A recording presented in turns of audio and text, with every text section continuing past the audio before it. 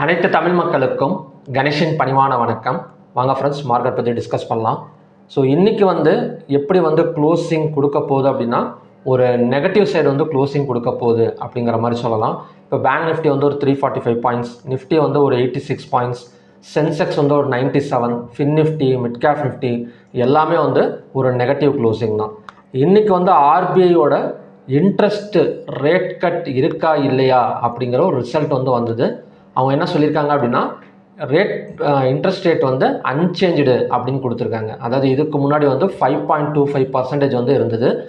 இந்த வருஷத்துலேருந்து, அதாவது 2026 ஸ்டார்ட் ஆனதுலேருந்து ஒரு 3 ரேட் கட்டுமே அன்சேஞ்சு தான் வந்துட்டு இருந்தது. இப்போ பார்த்திங்க அப்படின்னா 4வது தடவையாக அன்சேஞ்சு அப்படின்னு கொடுத்துருக்குறாங்க. ஓகேங்களா?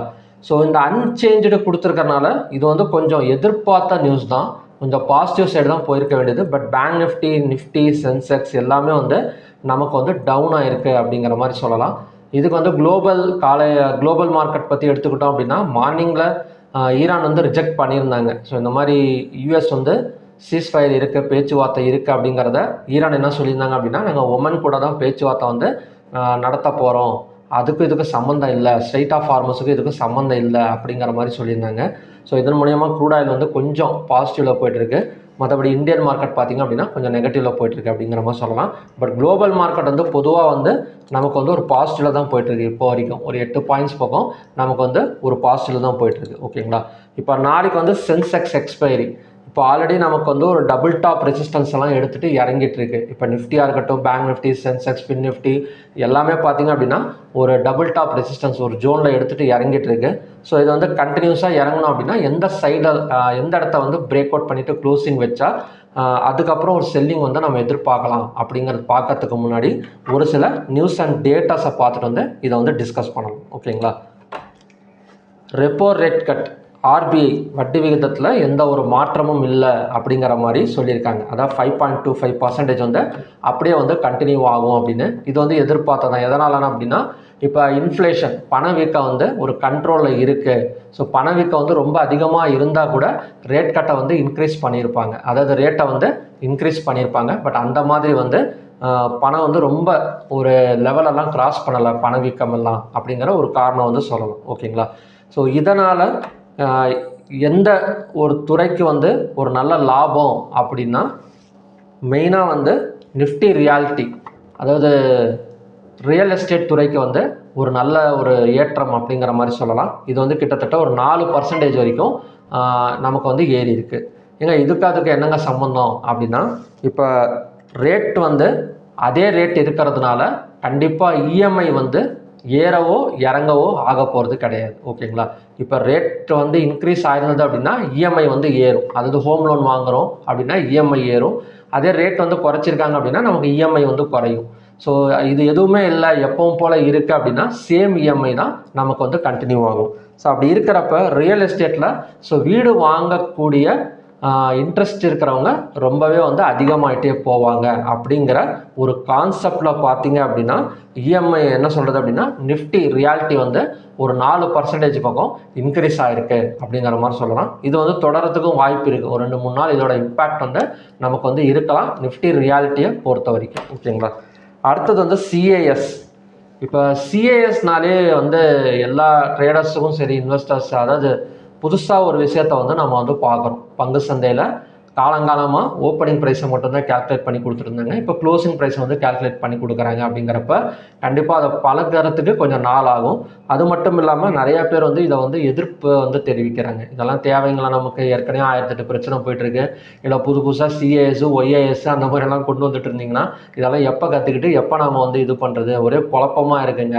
ஏன்னா 3.25 ஒரு க்ளோசிங் ப்ரைஸ் காட்டுது, திடீர்னு பார்த்தீங்கன்னா ஒரு 200 பாயிண்ட் மேலே வருது. இதெல்லாம் தேவையா நமக்கு அப்படிங்கிற மாதிரி நிறைய சைடில் இருந்து ஒரு எதிர்ப்புகள் வந்திருக்கு. ஒரு டிஐஎஸ் சைடு சொல்லப்போனோம் அப்படின்னா, டொமஸ்டிக் இன்ஸ்டிடியூஷனல் இன்வெஸ்டர்ஸே பார்த்திங்க அப்படின்னா ஒரு எதிர்ப்பு தெரிவிக்கிறாங்க. ஓகேங்களா? எஃப்ஐ பிரச்சனை கிடையாது. இப்போ எஃப்ஐ எல்லா நாடுகளிலும் இருக்கிற மாதிரி சரி இந்தியாவுக்கு வந்துருச்சு போல இருக்குது, இனிமேல் பிரச்சனை இல்லை அப்படிங்கிற மாதிரி ஒரு செட்டப் கொண்டு வந்துடுவாங்க. பட் நம்ம இந்தியாவில் இருக்கிற ட்ரேடர்ஸ் அண்ட் இன்வெஸ்டர்ஸுக்கு தான் இது ரொம்பவே ஒரு புது விஷயமா இருக்குது. சரி, இதுக்கு ஏதாவது ஒரு சேஞ்சு கொண்டு வருமா செபி அப்படின்னு கேட்டிங்க அப்படின்னா, இதுக்கெல்லாம் வாய்ப்பே இல்லை அப்படிங்கிற மாதிரி சொல்லிட்டாங்க. ஓகேங்களா. இப்போ சிஏஎஸ் விதிகளில் மாற்றம் தேவையில்லை, அதில் பங்கேற்ப வெற்றிக்கு முக்கியம் அப்படிங்கிற மாதிரி ஒரு ஸ்டேட்மெண்ட் வந்து கொடுத்துட்டாங்க. என்ன சொல்கிறாங்க அப்படின்னா, பழகிக்கங்கப்பா, வேறு வழி கிடையாது, நாங்கள் கொண்டு வந்துட்டோம், போக போக உங்களுக்கே பழகிற ஒரு 6 மாதம் 1 வருஷம் போனது அப்படின்னா நமக்கு வந்து இந்த சிஏஎஸ் முறை வந்து எல்லாத்துக்கும் பழக ஆரம்பிச்சிரும் அப்படிங்கிற மாதிரி ஒரு ஸ்டேட்மெண்ட் வந்து கொடுத்துருக்காங்க. இதுலேருந்து என்ன தெரியுது அப்படின்னா, நமக்கு வந்து கண்டிப்பாக லாஸ்ட்டு ஒரு 10 மினிட்ஸில் ஒரு சர்ப்ரைஸ் கொடுக்குற மாதிரி ஒரு கேண்டல் வந்து கிரியேட் ஆகும் அப்படிங்கிறதுல எந்த ஒரு மாற்று கருத்துமே வந்து கிடையாது. ஓகேங்களா. ஸோ அதை நினச்சி நம்ம பேனிக் ஆகக்கூடிய ஒரு அவசியமும் வந்து கிடையாது. ஏன்னா அடுத்த நாள் ஓப்பனிங் ப்ரைஸை வச்சு தான் நமக்கு ஆப்ஷன்ஸு ஃபியூச்சர்ஸ் இதெல்லாம் ஓப்பன் ஆக போகுது. ஸோ அதனால் நம்ம எப்படியும் பார்த்திங்கன்னா அப்படி ஸ்கொயர் ஆஃபே நமக்கு 3.5 3.10க்குள்ளார ஸ்கொயர் ஆஃப் பண்ணிடுறாங்க. ஸோ அதனால் லாஸ்ட்டு நடக்கிறது ஜஸ்ட்டு காலையில் ஓப்பனிங் ப்ரைஸ் எப்படி பார்ப்போம். இன்றைக்கி நிறைய பேர் ஓப்பனிங் ப்ரைஸ் 9.8க்கு ஓப்பன் ஆகுங்கிறதே நிறைய பேத்துக்கு தெரியாது. 9:15க்கு தான் கரெக்டாக மார்க்கெட் ஓப்பன் ஆகுதுன்னு நினச்சிட்டு இருப்பாங்க. பட் 9 to 9:07 நடக்கிற pre market opening session 9:8 open ஆகிற ஓப்பனிங் ப்ரைஸ். ஸோ இதே வந்து பார்த்திங்க அப்படின்னா பெரிய அளவில் வந்து நாலேஜ் வந்து கிடையாது. இவங்க பண்ணுற என்ன ஒரு சின்ன ப்ராப்ளம், ஒரு சின்ன தப்பு அப்படின்னா, ஒரு விஷயத்தை கொண்டு வராங்கன்னா அதுக்கான வீடியோ ஏதாவது ஒன்று ரிலீஸ் பண்ணலாம். ஓகேங்களா. இப்போ அதாவது ஒரு ஃப்ளூயன்சர்ஸ், ஒரு யூடியூபர்ஸ் வந்து ஒரு வீடியோ போடுறது பதிலாக இவங்களே வந்து ஒரு 4-5 மொழியில் அவங்களுக்கே தெரியும். இப்போல்லாம் நிறையா வந்திருக்கு. ஒரு தடவை வீடியோ ரெக்கார்ட் பண்ணிட்டோம் அப்படின்னா எல்லா மொழிகள்லையும் அதை வந்து போட்டு பார்த்துக்கலாம். ஸோ அந்த மாதிரி இவங்களே ஒரு செபின்னு சொல்லிட்டு ஒரு யூடியூப் சேனல் ஏதாவது ஒன்று ஆரம்பித்து அதில் இந்த மாதிரி நாங்கள் புதுசாக கொண்டு வந்திருக்கிறோம், இதனால் எந்தெந்த பாதிப்புகள் இருக்குது, எந்தெந்த பயன்கள் இருக்குது, இதனால் இதை வந்து எப்படி ஒர்க் அவுட் ஆகும், ஒரு ஆப்ஷன்ஸில் எப்படி ஒர்க் அவுட் ஆகும், ஃபியூச்சர்ஸில் எப்படி ஒர்க் அவுட் ஆகும், நீங்கள் ஆர்டர் எடுத்தால் என்ன பண்ணலாம், திடீர்னு 3:30 மணிக்கு போகிறீங்க வேடிக்கை பார்க்குறீங்க அப்படின்னா என்ன பண்ணலாம் அப்படின்னு சொல்லிட்டு ஒரு முழுமையான ஒரு வீடியோவாக கொடுத்துட்டாங்க அப்படின்னா பிரச்சனையே கிடையாது. சரி, அதுவும் இல்லையா, இந்த NSE.comல ஓரமாக ஒரு வீடியோவை ப்ளே பண்ண விட்டாங்க அப்படின்னா கூட எல்லாரும் பார்த்து தெரிஞ்சுக்குவாங்க. இவங்க திடீர்னு கொண்டு வந்துட்டு எல்லாமே வந்து ஒரு வேர்ட்ஸாகவே இருக்கிறதுனால புதுசாக பார்க்குறவங்களுக்கு கொஞ்சம் குழப்பமாக இருக்குது. இது மட்டும் இவங்க வந்து கொஞ்சம் சரி பண்ணாங்க அப்படின்னா கரெக்டாக இருக்கும். ஓகேங்களா. பார்க்கலாம் எங்கே சரி பண்ணுவாங்க அப்படின்னு. நெக்ஸ்ட்டு வந்து ஸ்டாக் ஹீட் மேப் எடுத்துக்கிட்டோம் அப்படின்னா ஐடி செக்டார் சொதப்பிருச்சு, அப்புறம் HDFC பேங்க், ரிலையன்ஸ் பேங்க் இந்த ரெண்டுமே வந்து இன்றைக்கி வந்து சொதப்பிருச்சு அப்படிங்கிற மாதிரி சொல்லலாம். நல்லா கொஞ்சம் மேலே வந்துட்டு இருந்தது ஒரு 2 நாளாக. இப்போ வந்து பார்த்திங்க அப்படின்னா ஹைவேட்டட் ஸ்டாக்ஸ் ரெண்டுமே வந்து கை கொடுக்கல இன்றைக்கி. HDFC பேங்க்கும் சரி, ரிலையன்ஸும் சரி. HDFC பேங்க்ஸ் எல்லாம் காலையில் ஓப்பன் ஆகிறப்ப ஒரு 1% பக்கம் டவுனில் ஓப்பன் ஆகிருக்கு. சரி, இந்த RBI வந்து அன்சேஞ்சு வந்திருக்கனால கொஞ்சம் மேலே வருமானு கேட்டிங்கன்னா மேலே வந்தது, ஒரு ஹையை டச் பண்ணிவிட்டு மறுபடியும் இன்றைக்கான ஹையை டச் பண்ணிவிட்டு ரெசிஸ்டன்ஸ் எடுத்துகிட்டு கீழே இறங்கிடுச்சு அப்படிங்கிற மாதிரி சொல்லலாம். ஐடி செக்டார் வந்து TCS, HCL டெக் எல்லாமே வந்து நமக்கு கொஞ்சம் நெகட்டிவில் தான் போயிட்டுருக்கு. அடுத்தது வந்து குளோபல் இண்டெக்ஸ். இப்போ குளோபல் இண்டெக்ஸ் எடுத்துக்கிட்டோம் அப்படின்னா ஒரு 8.40 பாயிண்ட்ஸ் வந்து நமக்கு வந்து பாசிட்டிவில் தான் போயிட்டுருக்கே தவிர இந்தியன் மார்க்கெட் கொஞ்சம் நெகட்டிவில் இருந்தால் கூட மற்றபடி வேர்ல்டு ஸ்டாக் எக்ஸ்சேஞ்செல்லாம் கொஞ்சம் பாசிட்டிவில் தான் இருக்குது. நெக்ஸ்ட்டு வந்து ஓப்பன் இன்ட்ரெஸ்ட்டு. ஓப்பன் இன்ட்ரெஸ்ட்டை பார்த்தா கால் ஆப்ஷனை செல் பண்ணி புட் ஆப்ஷனை பை பண்ணியிருக்கிற மாதிரி தான் க்ளோசிங் வந்து கொடுக்க போகிற மாதிரி தெரியுது. ஓகேங்களா. இது வரைக்கும் பார்த்திங்க அப்படின்னா கால் ஆப்ஷனை செல் பண்ணி புட் ஆப்ஷனை பை பண்ணி வச்சுருக்காங்க. நெக்ஸ்ட் வந்து NSEல பார்த்தோம் அப்படின்னா 3403 ஸ்டாக்ஸ் ட்ரேட் ஆயிருக்கு. அதில் 1926ங்கிறது பாசிட்டிவ், டிக்ளைன்ஸுங்கிறது 1379, அன்சேஞ்சுங்கிறது 98. கிட்டத்தட்ட நெகட்டிவாக கம்பேர் பண்ணுறதை விட பாசிட்டிவ் வந்து நமக்கு வந்து அதிகமாகவே இருக்குது. 52 வீக் ஹையில் வந்து 141 ஸ்டாக்ஸும் 52 வீக் லோவில் வந்து 31 ஸ்டாக்ஸும் இருக்குது. இன்னமும் வந்து நமக்கு வந்து 52 வீக் ஹையில் ஒரு 141 ஸ்டாக்ஸ் வந்து ஹையில் தான் இருக்குது. Upper circular 111, lower circular 89. செக்டாரில் எந்த செக்டாருங்க நல்லா இருக்குது அப்படின்னா ஆட்டோ செக்டார் மட்டும் கொஞ்சம் பரவாயில்ல. Auto sector, metal, PSU bank, reality, consumer, இந்த மாதிரி செக்டார் மட்டும்தான் கொஞ்சம் பரவாயில்ல. ஏன்னா ஆட்டோ செக்டார் நமக்கு பாசிட்டிவ் கொடுத்துருக்கு அப்படின்னா நான் சொல்ல போனால் இந்த பேங்கிங் அண்ட் ஃபினான்ஸ் செக்டாரும் பாசிட்டிவ் கொடுத்துருக்க வேண்டியது. பட் ஹைவேட்டட் ஸ்டாக்ஸான HDFC பேங்கை பெரிய அளவில் வந்து கவுந்துருச்சு அப்படிங்கிற மாதிரி சொல்லலாம். இந்த 3-4 செக்டார் மட்டும்தான் கொஞ்சம் பாசிட்டிவில் இருக்குது. ஐடி செக்டார் இன்றைக்கி ரொம்ப இறங்கலை, ஒரு 173 பாயிண்ட்ஸ் மட்டும்தான் டவுனில் வந்து போயிட்டுருக்கு அப்படிங்கிற மாதிரி சொல்லலாம். நெக்ஸ்ட் வந்து ஹைவேட்டட் ஸ்டாக்ஸ். ஹைவேட்டட் ஸ்டாக்ஸில் State Bank of India, M&M, Shriram finance, இது மட்டும்தான் கொஞ்சம் வந்து பாசிட்டிவில் இருக்க தவிர மற்றது எல்லாமே வந்து நமக்கு வந்து நெகட்டிவ் சைடு தான். இதில் ரிலையன்ஸ் அண்ட் HDFCயே கிட்டத்தட்ட 1.2% வந்து இறங்கியிருக்கு. இதில் எங்கே போய் நிஃப்டி நமக்கு இன்றைக்கி வந்து மேலே வரும் அப்படிங்கிற மாதிரி தான். டாப் கெய்னர்ஸ்னு எடுத்துக்கிட்டோம் அப்படின்னா Grasim, Shriram finance, LT, HDFC life, JSW steel இதெல்லாம் பார்த்திங்க அப்படின்னா டாப் கெய்னர்ஸ். டாப் லூசர்ஸ்னு எடுத்துக்கிட்டோம் அப்படின்னா HCL tech, TCS, Apollo hospital, bell, Jio finance இதெல்லாம் பார்த்திங்க அப்படின்னா டாப் லூசர்ஸுக்கான ஸ்டாக்ஸ். ஓகே, இப்போ லெவல்ஸ் பார்க்கலாம். இப்போ நமக்கு இந்த ட்ரெண்ட் லைன் இப்போ பேங்க் நிஃப்டி எடுத்துக்கிட்டோம் அப்படின்னா நெக்ஸ்ட் டபுள் டாப் ரெசிஸ்டன்ஸ் வந்து 57,935. இப்போ ஒரு சில பேர் வந்து எங்கிட்ட கேட்ட கொஸ்டின் என்ன அப்படின்னா, இப்போ பிவோட் வந்து ட்ரா பண்ணுறேங்க, இதுக்கு முன்னாடி வந்து 3:30 மணிக்கே க்ளோசிங் ப்ரைஸ் காட்டும், அதுலேருந்து high plus low plus close divided by 3ன்னு கொடுத்தோம் அப்படின்னா எனக்கு அடுத்த நாளுக்கான பிவோட் லைன் வந்து எனக்கு வந்து கிடைச்சிரும். ஆனால் இப்போ நான் எந்த க்ளோசிங் ப்ரைஸ் வந்து எடுத்துக்கிறது, 3:15க்கு ஒரு க்ளோசிங் நடக்குது, அந்த கேண்டலில் இருக்கிற க்ளோசிங் ப்ரைஸ் எடுத்துக்கிறதா, இல்லைனா ஒரு 3:40க்கு திடீர்னு ஒரு பெரிய கேண்டல் வந்து மூவ்மெண்ட் கொடுக்குது அதை எடுத்துக்கிறதா அப்படின்னா நீங்கள் 3:40க்கு க்ளோஸ் ஆகுது பார்த்தீங்களா, ஸோ அந்த க்ளோசிங் ப்ரைஸே எடுத்துக்கங்க. எதனால் சொல்கிறேன் அப்படின்னா, இப்போ 1 டே கேண்டல் வச்சு நீங்கள் வந்து நாளைக்கே ஏதாவது ஒரு அனலைஸ் பண்ண போகிறீங்க, இப்போ 1 டே கேண்டில் ஏதாவது ஒரு ட்ரா பண்ண போகிறீங்க, ஒரு ட்ரேடிங் வியூவாக இருக்கட்டும் இல்லை எதுவாக கூட இருக்கட்டும், ஓகேங்களா. ஸோ அந்த மாதிரி இருக்கிறப்ப நமக்கு வந்து 1 டே கேண்டில் எப்படி பர்ஃபார்மன்ஸ் கொடுக்குது அப்படின்னா லாஸ்ட் அந்த 3:40க்கு க்ளோஸ் ஆகிற க்ளோசிங் ப்ரைஸ் தான் நமக்கு வந்து க்ளோசிங் வந்து காட்டுது, ஓகேங்களா. ஸோ அதனால் நீங்கள் 3:40க்கு க்ளோஸ் ஆகிற அந்த ப்ரைஸை வச்சு நீங்கள் பிவோட் பாயிண்ட் வந்து ட்ரா பண்ணிக்கோங்க. நான் வந்து 2 விதமாகவும் பார்த்துட்டேன், அதாவது 3:15க்கு க்ளோசிங் ப்ரைஸும் எடுத்து பார்த்துட்டேன், இந்த 3:40க்கு இருக்கிற க்ளோசிங் ப்ரைஸும் எடுத்து பார்த்துட்டேன். ஒன்றும் பெரிய வித்தியாசம் கிடையாது, ஒரு 30 பாயிண்ட் 25 பாயிண்ட் தான் நமக்கு வந்து வித்தியாசம் கிடைக்குது, ஓகேங்களா. ஸோ அதே மாதிரி இந்த இண்டிகேட்டர், இந்த பிவோட் டைப் இண்டிகேட்டர்ஸும் நான் ஆட் பண்ணி பார்த்துட்டேன், அதுவுமே வந்து ஒரு பெரிய வித்தியாசம் வந்து கிடையாது.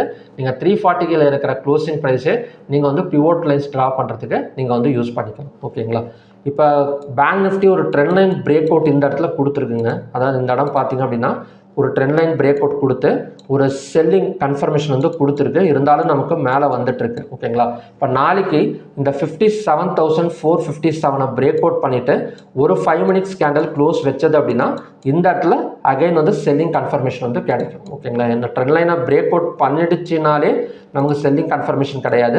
எந்த கேண்டில் வந்து பிரேக் அவுட் பண்ணியிருக்கோ அந்த லோவை வந்து பிரேக் அவுட் பண்ணணும், கீழே மறுபடியும் கீழே இறங்கி ஒரு கேண்டில் வந்து க்ளோஸ் வைக்கணும். 57,457 பிரேக் அவுட் பண்ணால் நமக்கு நெக்ஸ்ட் டார்கெட்டுங்கிறது 56,828, ஓகேங்களா.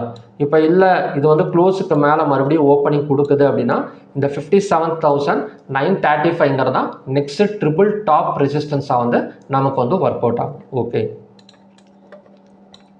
அடுத்தது வந்து நிஃப்டி. இப்போ நிஃப்டி எடுத்துக்கிட்டோம் அப்படின்னா எக்ஸாக்டாக இந்த இடத்துல வந்து பிரேக் அவுட் வந்து நடக்கலை நிஃப்டியை பொறுத்த வரைக்கும். இந்த ட்ரெண்ட் லைன் பார்த்தீங்க அப்படின்னா நமக்கு வந்து பிரேக் அவுட் நடக்கலை கீழே, ஸோ டச் பண்ணிவிட்டு சப்போர்ட்டு ஒரு பை சைடு தான் கன்ஃபர்மேஷன் வந்து கொடுத்துருக்கு, ஓகேங்களா. ஸோ மறுபடியும் ஹையாக பிரேக் அவுட் பண்ணால் நெக்ஸ்ட் ரெசிஸ்டன்ஸுங்கிறது 24,666.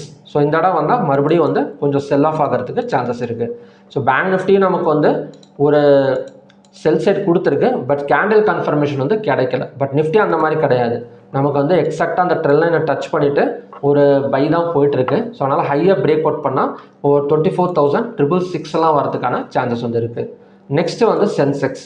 ஸோ சென்செக்ஸ் வந்து கீழே பிரேக் அவுட் ஆயிருக்குங்க, இருந்தாலும் லோவையும் பிரேக் அவுட் பண்ணிவிட்டு எனக்கு கேண்டில் கீழே க்ளோஸ் வச்சிடுச்சு, ஓகேங்களா. இப்போ சென்செக்ஸ் எல்லாம் பார்த்தீங்க அப்படின்னா எனக்கு பிரேக் அவுட் ஆன கேண்டில் இதுக்கு கீழே ஒரு கேண்டில் க்ளோஸ் வச்சு ஒரு செல்லிங் கன்ஃபர்மேஷன் வந்து நமக்கு வந்து கொடுத்துருக்கு. நெக்ஸ்ட்டு வந்து ஃபின் நிஃப்டி.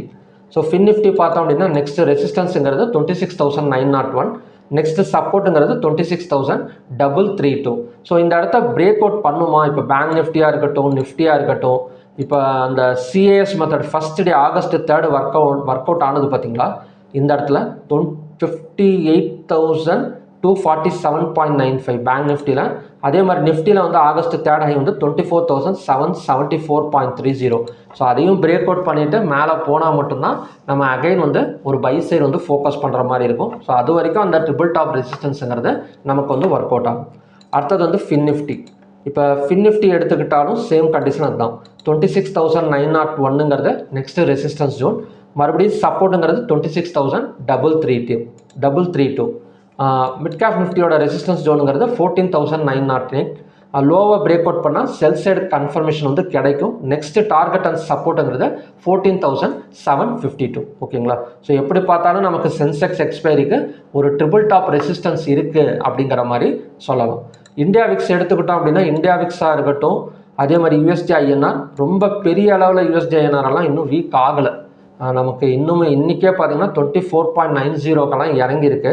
ஸோ வீக் ஆகணும் அப்படின்னா ஒரு 95 96 வந்தால் தான் கொஞ்சம் கிராஷ் வந்து எதிர்பார்த்துட்டு இருக்க முடியும். ஸோ மற்றபடி இங்கே இருக்கிற ஒரு சென்செக்ஸ் எக்ஸ்பைரி, அதுக்கப்புறம் குளோபல் மார்க்கெட், அது ஆர்பிஐ அப்படி இப்படிங்கிற ஒரு சின்ன சின்ன நியூஸ்னால வாலட்டிலிட்டி எடுத்துகிட்டு இருக்கே தவிர, பட் ஓவராலாக ஒரு எஃப்ஐஎஸோட கான்செப்ட் வந்து பார்த்தீங்க அப்படின்னா கொஞ்சம் பையிங்கில் தான் இருக்குது அப்படிங்கிற மாதிரி சொல்லலாம்.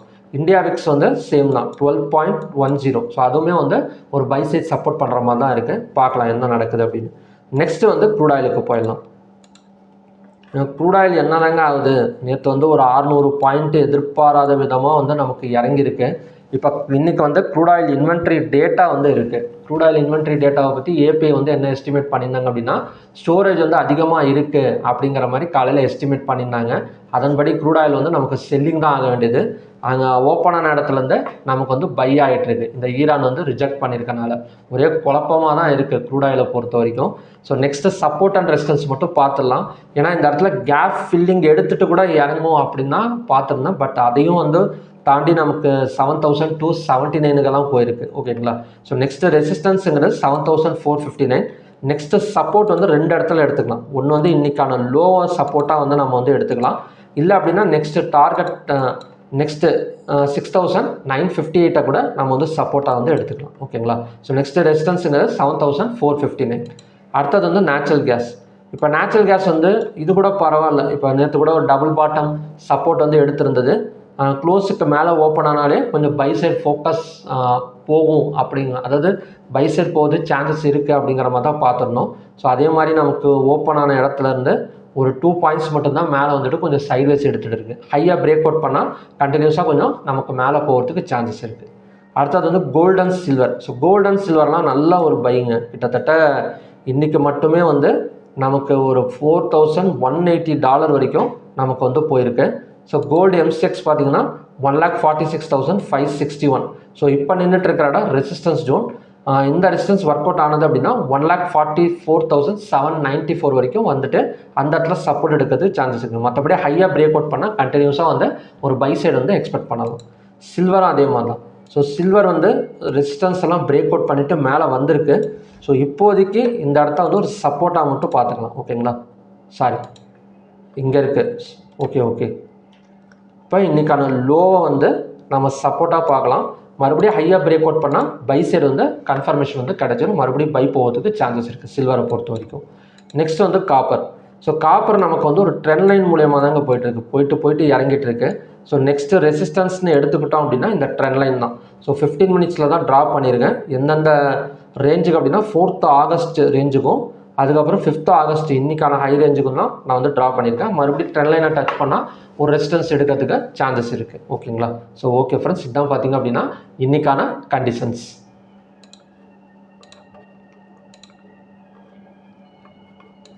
பார்க்கலாம். நிஃப்டியோட 315 க்ளோசிங் 315ஓட க்ளோசிங் வந்து 24,570.20.